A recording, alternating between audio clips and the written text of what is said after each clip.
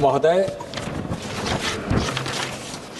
यह संशोधन विधेयक के संबंध में मैं बहुत संक्षिप्त कहना चाहूँगा। मुझको तो ऐसा लगता था कि यह इतना आवश्यक संशोधन विधेयक है। यह सेवा के लिए भी, पारदर्शिता के लिए भी, नियम के अनुपालन के लिए भी और देश हित में, इसलिए इसके विरोध न होगा। फिर भी विरोध किए गए हैं तो मैं उनको ज़रूर कहना चाहूँगा कि अधिनियम के क्रियान्वयन के दौरान आप सुनिए प्लीज। यह अनुभव किया गया कि प्रावधानों में कुछ अस्पष्टता है, जिसके कारण प्रशासनिक कठिनाइयाँ और प्रक्रियात्मक असंगतियाँ भी उत्पन्न होती रहती है। तो आवश्यक हो गया था कि एक स्पष्ट, संतुलित एवं क्रियान्वयन उन्मुख विधिक व्यवस्था स्थापित किया जाए, जो प्रभावी प्रवर्तन सुनिश्चित करते हुए संस्थाओं के लिए पारदर्शी एवं उत्तरदायी ढांचा प्रदान कर सके। इसका उद्देश्य है।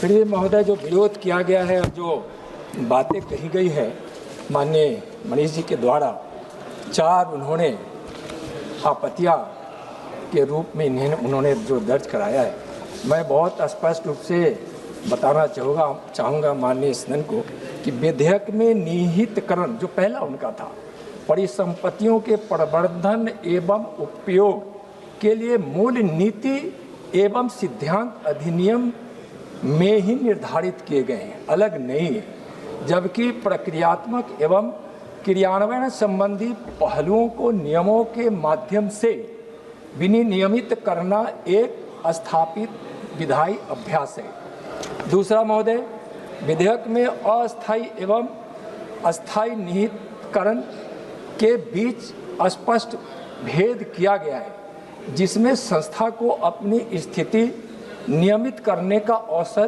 प्रदान किया गया है तथा पात्र होने पर परिसंपत्तियां की वापसी का प्रावधान भी सुनिश्चित किया गया है। तीसरा महोदय, कि नामित प्राधिकरण को दिए गए अधिकार विधेयक के भीतर निर्धारित शर्तों एवं नियंत्रणों के अधीन है तथा उनके निर्णय न्यायिक समीक्षा के अधीन रहते हैं।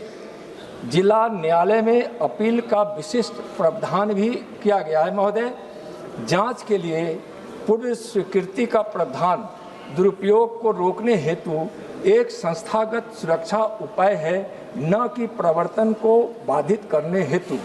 साथ ही विधेयक का उद्देश्य वैध गतिविधियों को प्रभावित करना नहीं, बल्कि विदेशी अविदाय के उपयोग को पारदर्शी एवं उत्तरदायी बनाना है। महोदय,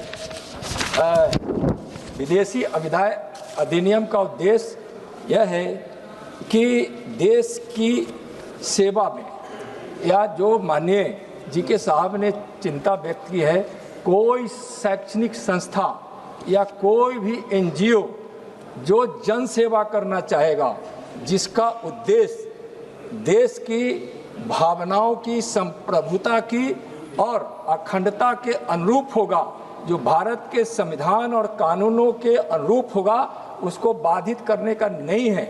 लेकिन मैं यह भी स्पष्ट करना चाहता हूं कि जो भारत के संविधान की भावनाओं को, कानूनों को और देश हित से अलग होकर कोई काम करना चाहेगा, तो यह मोदी सरकार है, उसको बर्दाश्त नहीं करेगी और उस पर हम कार्रवाई भी कर सकते हैं, जो हम कानून के तहत कहेंगे। मैं भी मैडम प्रतिमा मैडम भी कुछ प्रश्न की है कि यह खतरनाक है।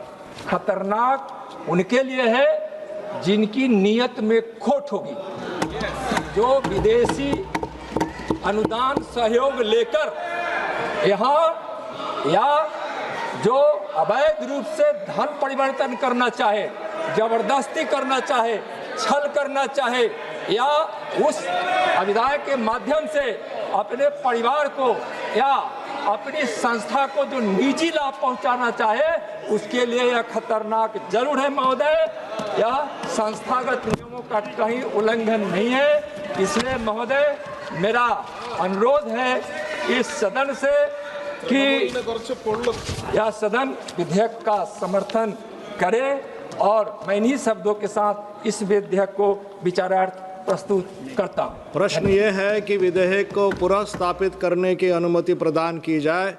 जो सदस्य इसके पक्ष में है वो हाँ कहें, जो सदस्य विरोध में है वो ना कहें।